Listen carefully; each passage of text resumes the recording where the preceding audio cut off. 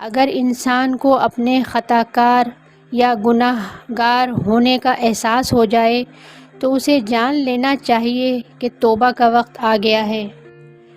اگر انسان اپنی جوانی اور روپ سے پریشان ہو تو اسے اپنے بناؤ سنگار سے توبہ کرنی چاہیے۔ اپنے گناہوں کا احساس ہی توبہ کی ابتدا ہے۔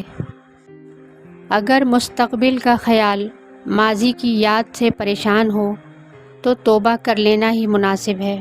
اگر انسان کو اپنا حال اور حالات درست کرنے کا شعور نہ ہو تو دانشور کہلانے سے توبہ کرنی چاہیے۔ اگر انسان ایک ہی پتھر سے 2 دفعہ ٹھوکر کھائے تو اسے اپنی صحیح روی کی ضد سے توبہ کرنی چاہیے۔